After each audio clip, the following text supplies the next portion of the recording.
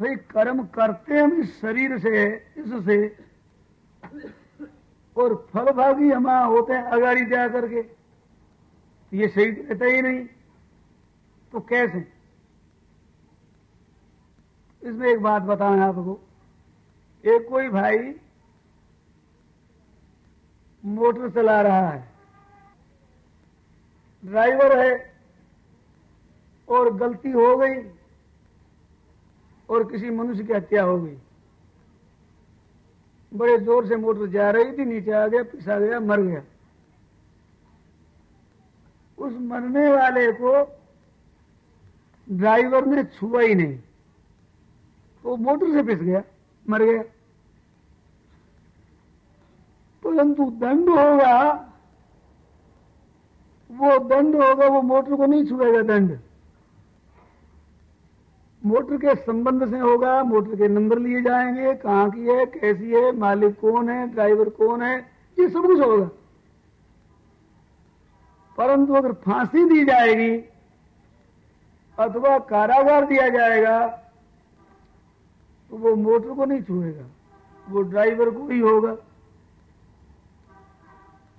अब कहते हैं भाई ड्राइवर को हो, ये अगर कायदा है, तो एक फुटपाथ पर ड्राइवर खड़ा था उस घटना के समय, तो क्या उसको होगा दंड?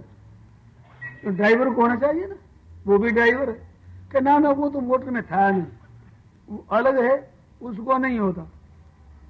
अच्छा मोटर वाले को होता है, हाँ। अच्छा ड्राइवर के पास ही एक दूसरा ड्राइवर बैठा है, वो तो मोटर नहीं है, उसको दंड होगा? कितना? उसको भी नहीं होगा। क्यों जी? मोटर में स्थित है, ड्राइवर भी है। ये कहते ये चला नहीं रहा था मोटर को, जो मोटर को चलाने वाला है उसको दंड होगा। ऐसे ही इस शरीर के द्वारा किसी की हत्या कर दी, पाप किया, चोरी करी, महान अपवित्र चीजों का सेवन किया, अंडे मांस आदि खाए, वो इसी शरीर में रह गए। तो वह दंड किसको होगा? कि जो इस शरीर का संचालक ड्राइवर है, इस शरीर का मैं मालिक करता है ना, मैंपन, जो मैंपन करता है और जो सुख लेता है उसको दंड भोगना पड़ेगा। हत्या करता है, निषिद्ध चीजों का सेवन करता है, तो जो सेवन करने वाला है उसको दंड होगा। ये शरीर तो कोठरी की तरह है, मोटर की तरह है, रहने की जगह है।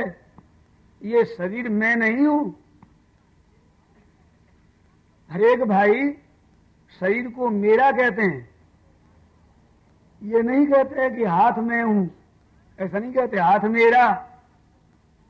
पांव में हूं नहीं कहता, पांव मेरा। आंख कान नाक जीभ ये मेरा मेरा कहता है। सीना मेरा, पेट मेरा, पीठ मेरी, गर्दन मेरी, मस्तक मेरा। ऐसा नहीं कि मस्तक में, गर्दन में, सीना में, हाथ में, ऐसा नहीं कहता।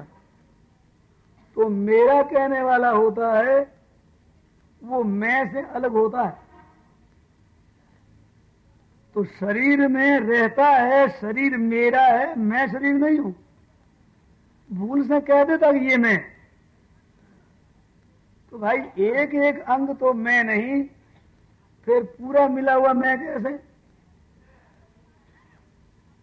शेर भर चावल हो, उनका एक एक दाना तो है चावल, और जब शेर भर इकट्ठे हो जाए तो हो जाए गेहूं। हो जाएगा? नहीं हो सकता। ऐसे ये हाथ है, ये पांव है, ये जांघ है, ये पेट है, ये सीना है, ये पीठ है, ये हड्डी है, ये मांस है, ये चर्बी है, ये चमड़ा है, ये आंतें हैं, ये भेजा है, ये हड्डी आदि है।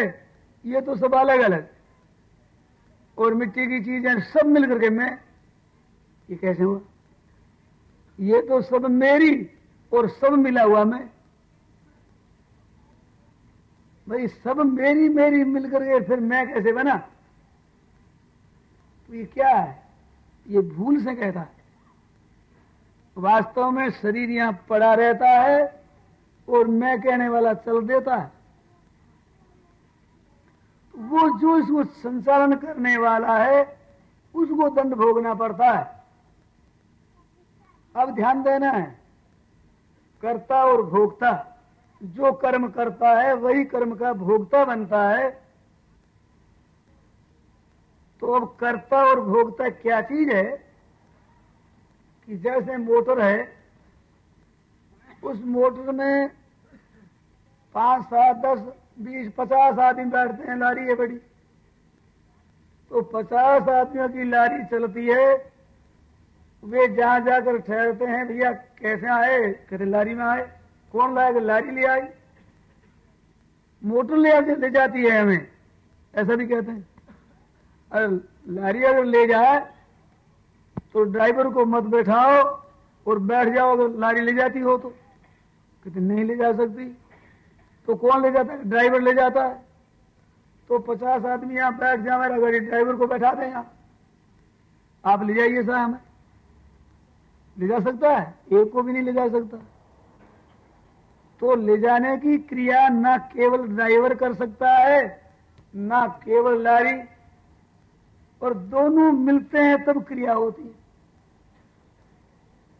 संचालक होता है तब यंत्र चलता है, और उसका चालक अगर न हो तो यंत्र कैसे चले? ऐसे ये शरीर स्थूल है, ये काम करता है, परंतु इसके भीतर जीवात्मा इसका संचालन करता है, तब इसमें कार्य होते हैं। और यंत्रों के बिना वो भी कुछ नहीं कर सकता और उसके बिना ये भी कुछ नहीं कर सकता। तो दोनों के संयोग से क्रिया होती है, और क्रिया संयोग से होती है। उस क्रिया का फल भी संयोग के कारण ही भोगना पड़ता है। परंतु क्रिया के करने में स्थूल शरीर की प्रधानता होती है और भोगने में जीवात्मा की प्रधानता होती है। मोटर द्वारा मनुष्य की हत्या हुई, उसमें मोटर की मुख्यता रही, उसके छूने में, मारने में, मसल डालने में, परंतु दंड भोगने में ड्राइवर की मुख्यता रही, और मरा ड्राइवर के संयोग से और दंड भोगा है मोटर के संयोग से। दोनों में संयोग दोनों का रहा, परंतु भोक्ता को भोगना पड़ता है, इसमें रहता है उसको। इस वास्ते यहां कर्म करते हैं, पाप करते हैं, धन संग्रह करते हैं, अन्याय पूर्वक, पाप पूर्वक, धोखा देकर, झूठ कपट करके, बेईमानी से धन इकट्ठा करते हैं।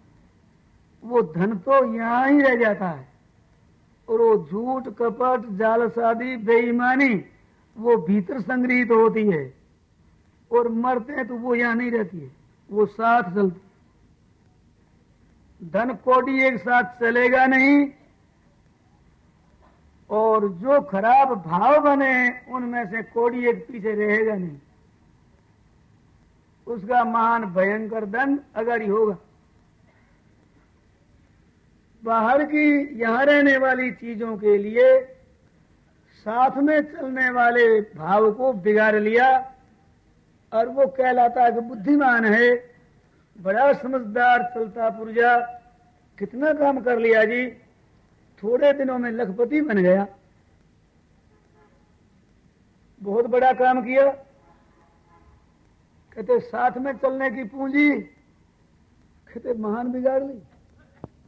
अगर ये बुद्धिमानी है तो भाई अब क्या कहें, शब्द क्या कहें उनके लिए। यही अगर बुद्धिमानी है तो मूर्खता किसका नाम धरें।